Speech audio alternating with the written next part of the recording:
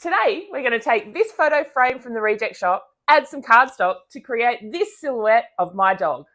So, let's make this.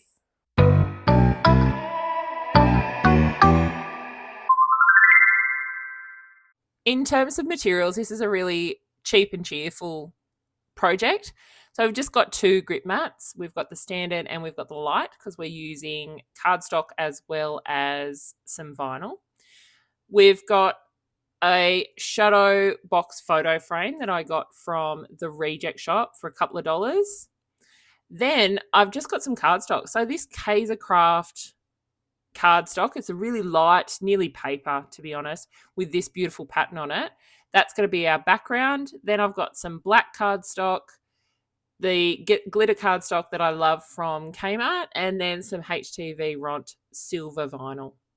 And it's an iron-on vinyl rather than a stick-down vinyl. The reason I'm using the iron-on vinyl is because it's really hard to actually put vinyl on cardstock without pulling up that cardstock, unless you've got that special paper transfer tape, which I don't have yet. And look, iron-on vinyl is so good to put on cardstock. It's really satisfying to start with and also so easy. I don't think you can actually get it wrong.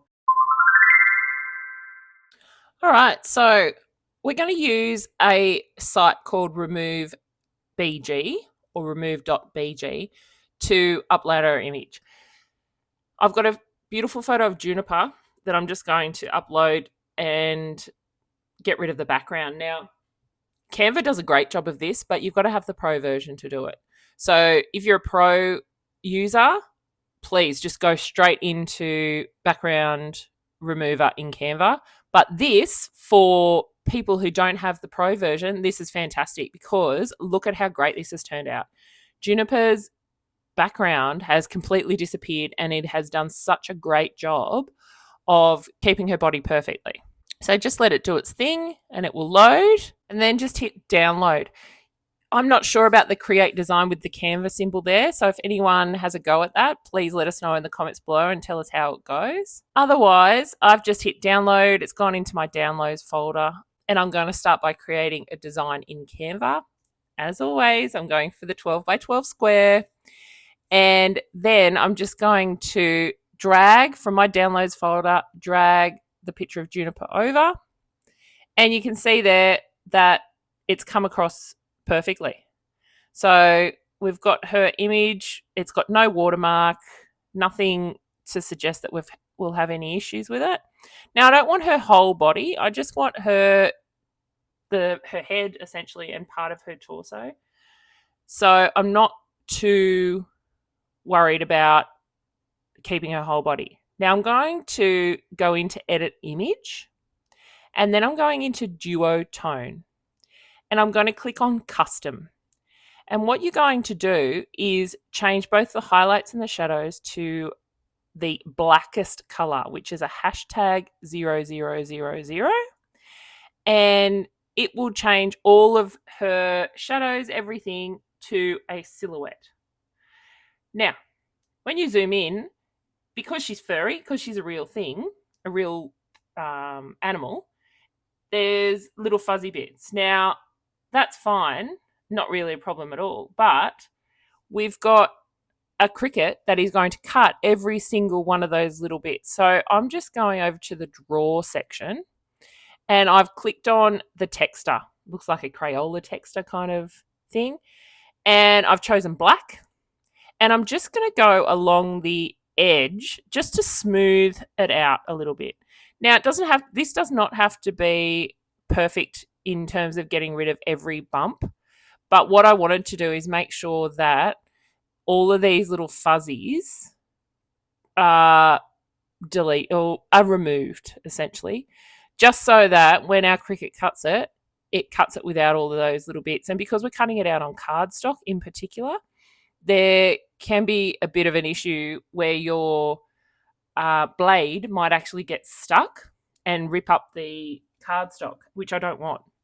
I just want a straight, flat image that I can recognize as Juniper, but it's not beholden to every little bit of fur that sticks out on her back or underneath her chin. So I'm just going to go through and I'm going to just smooth that out. Take your time. This is not something you need to rush.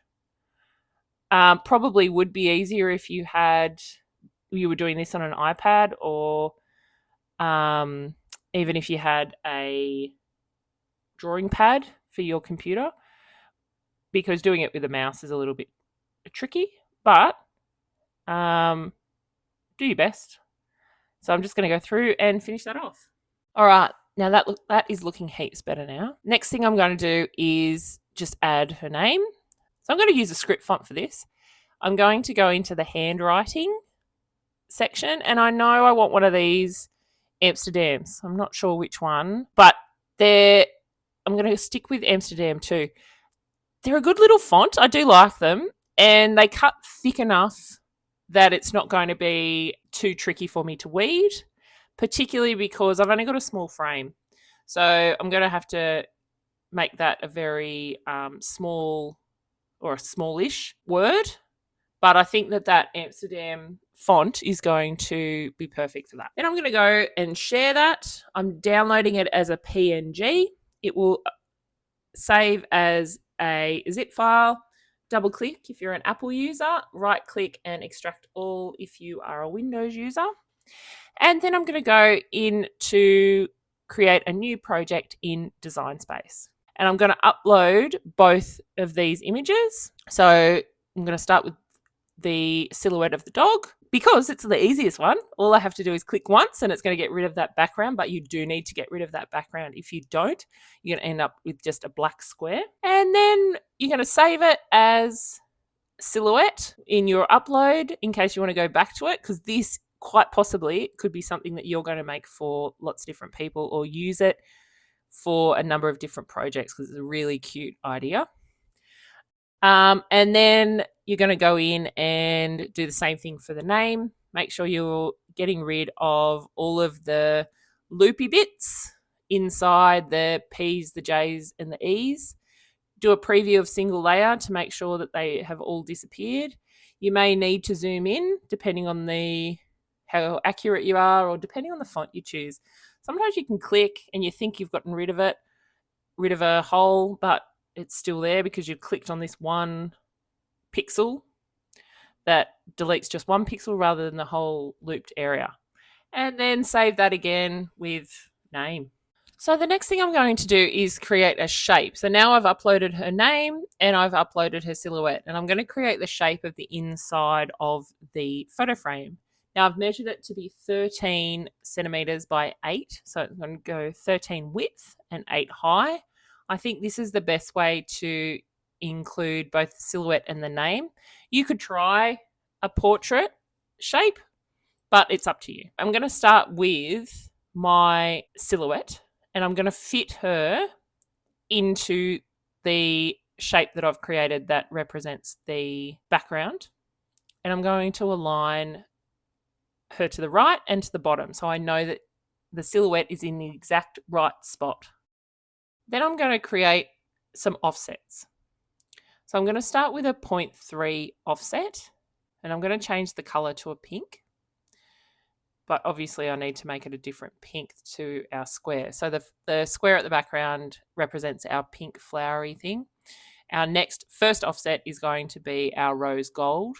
And then I'm going to do an offset on the offset we just created. So the light pink offset, I am then going to create a 0.3 offset on that and change that color to a goldy color. Oh, hang on. No. Now that I've looked at it, I think I'm going to have the pink against the background, then I'm going to have the gold, then I'm going to have the black silhouette. So then there is a good separation there. And now I've got to fit the name in. So I'm going to move that around so that, because I'm going to do an offset for this as well. So I need to fit the whole name inside our square. Like I said, I picked this font because I think it's going to cut okay at this small size. So you can see there I've got a width of 6 centimeters and a height of nearly 4. And that should cut quite well. And then I'm also going to do an offset of that. But I'm going to make it a little bit smaller and I'm going to make it a 2. So you can see that the offset does hang out for both the name and some of the silhouette. They do hang off the edge of that square or the rectangle that we created that represents the back of our photo frame. Now we've got a slice. So I'm going to duplicate the background, the pink background image a few times. Now I'm going to do that one time for each offset that I have. Now I'm going to color these only so that in my head it's organized and I can make that distinction between which matches which offset. So I've got one that is black for the outline of the name. I've got one that is the goldy color for the first offset, and I've got one for the pink base offset. Now I've put them over all the squares are going to be over the top of each other. I've gone over to my layers panel. I've held the shift key down and I've selected the square, all of the different colored square shapes, and I have aligned them. So I've just gone up to align on the top menu and gone center. Now I'm moving all of the square shape. I know it's a rectangle, but it's called a square in our layers panel. And I've moved them all to the bottom so that they're underneath all of our images. Now I'm going to click on the offset of the name and the black square. So I'm holding my shift key down. I've gone back over to the layers panel and I've clicked on the offset of the name Juniper and the black square, and I have gone down to slice. You'll find at the top there I've got a number of different slice results. What I'm looking for is to keep the one that is the name with the cutoff at the bottom of the offset. So it comes up with 4 results.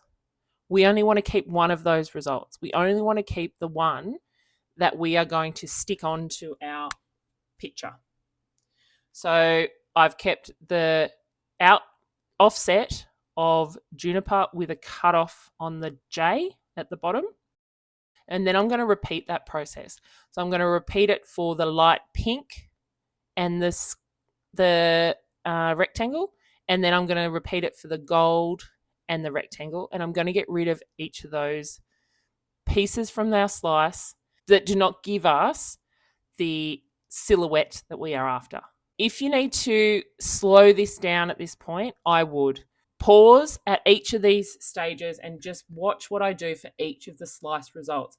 It's really hard for me to explain it in words, but if you just watch how I do the Juniper first, then watch how I do the first offset, and then watch how I do the second offset of the silhouette, that will help, okay?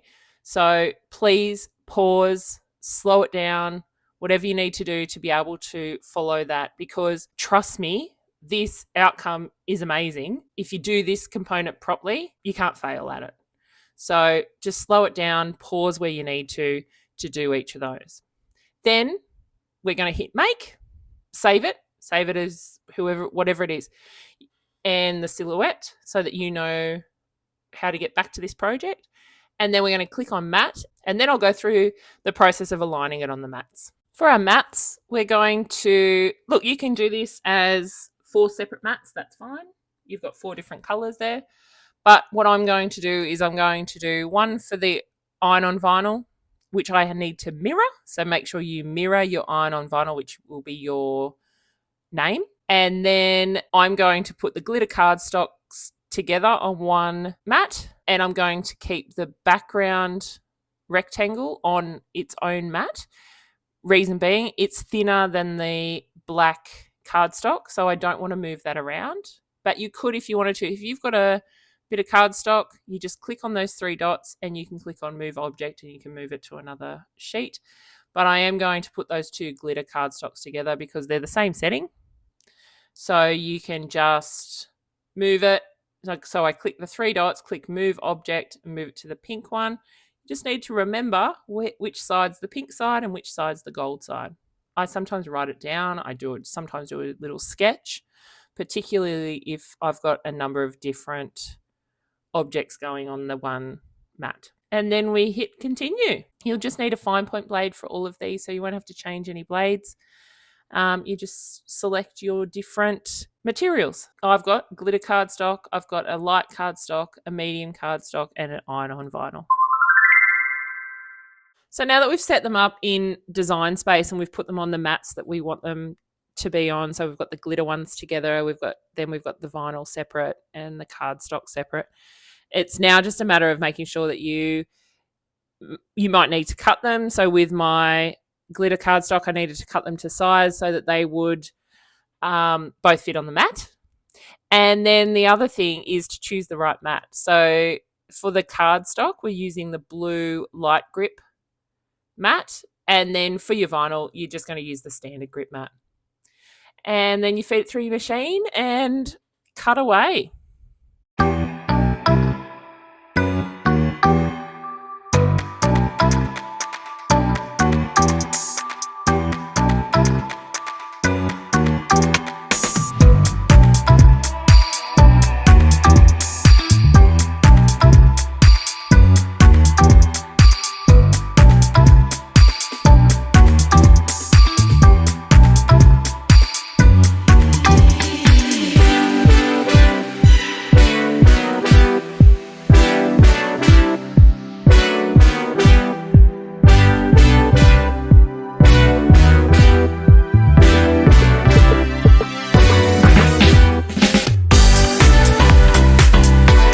So first of all, I'm going to put my easy press, my mini easy press on level 2.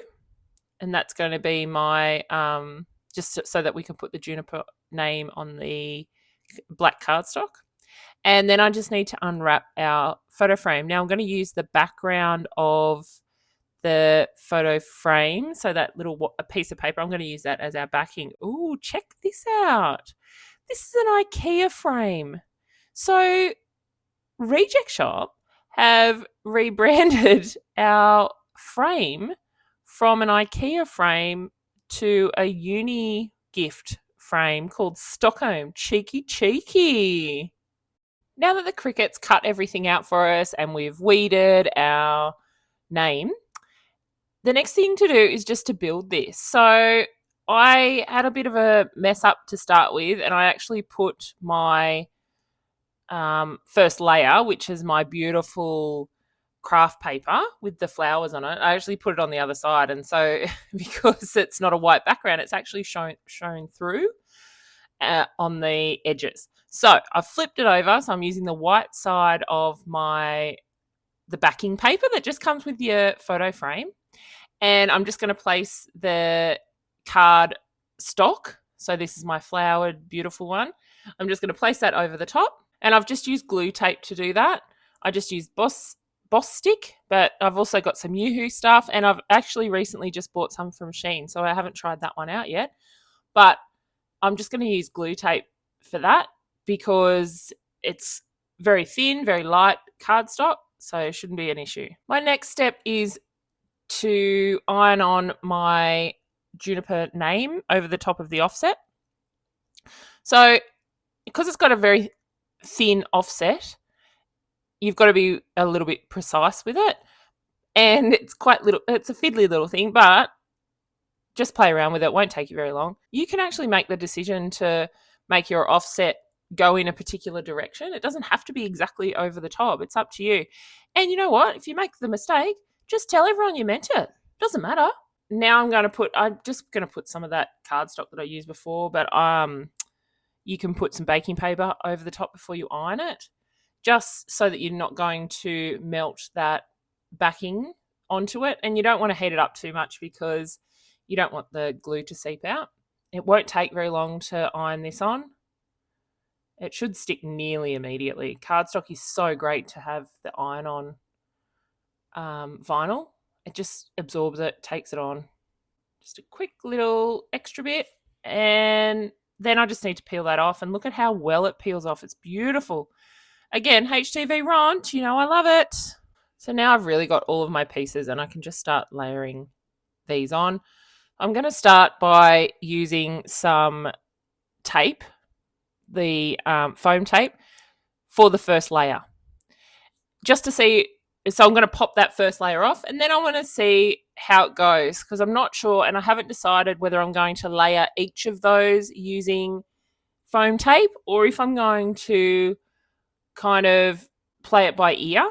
So I'm going to start with foam tape because I know I definitely want that first layer to pop up off the pattern cardstock, just so it doesn't merge into one, because I am using the rose gold glitter, and I've also got that really soft pink background. And the way we designed it, we made sure that the dog silhouette actually fits right into that that bottom right corner. So be sure to place it as close as possible to that bottom corner, because that's the way we set it up. So we don't want to mess around with it too much, because we don't want the word juniper to not fit in there. So now I've had a little think, and I'm just going to have a play around with this gold level, because I'm not sure whether just popping each of those up with foam tape is going to be too much. And so what I've decided is I'm going to glue down. Now, this isn't the perfect method. I should have done this before I stuck my first layer down, but hopefully it works. And I'm just using glue tape for this as well. Hopefully it sticks down. It is a glitter, but the Kmart glitter cardstock the glitter bits aren't so rough that it won't stick down properly. Yeah, I'm glad I've done that. So I've gone flat on this, and now I'll use the foam tape for the black silhouette. So then it really pops up off the second set of background. So just make sure that each of those pieces fit into all the nooks and crannies. I'm not going to do one on the mouth for this one, but I've got one on the nose, so hopefully that's enough to stop it from rolling. I've got a fair amount of tape down on the silhouette, on the black silhouette, so hopefully the image won't start rolling around or rolling up as it sits for longer. Oh, I think this is so cute.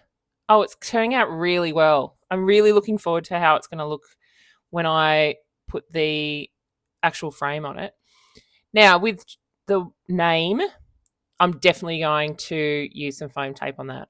I think it's just a bit too flat if I put it straight down on that cardstock, particularly because it's a pattern cardstock. So I really want that name to pop out.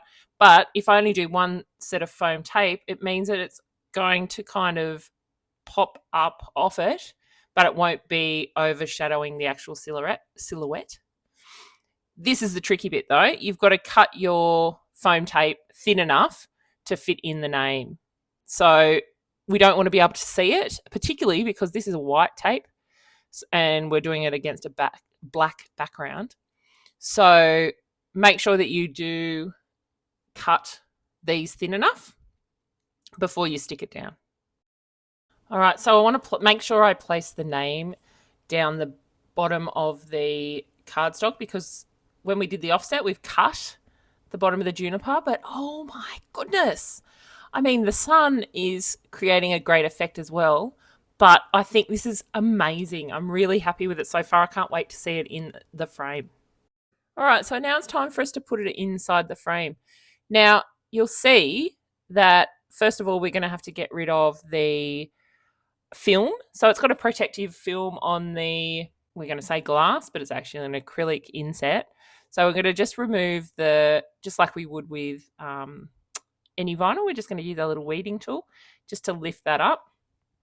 And then because we've got this depth, we're actually going to put that white frame that's inside, the shadow box component of it, we're going to put that back in, and then on top of that, we're going to put our silhouette image. So we're going to put the inset, then we're going to put the white frame, and then we put our creation on top. Now, is it going to fit in? That's the big question. So you do all your measurements, and then you still hold your breath when you're pushing it back in, because you need to make sure that it fits perfectly, essentially. And it's also about the placement of your image to make sure that when you've put it on, you've actually centered it properly. But holy doolies, How beautiful is this? Oh my God. I thought it was going to be good, but this is not what I was expecting.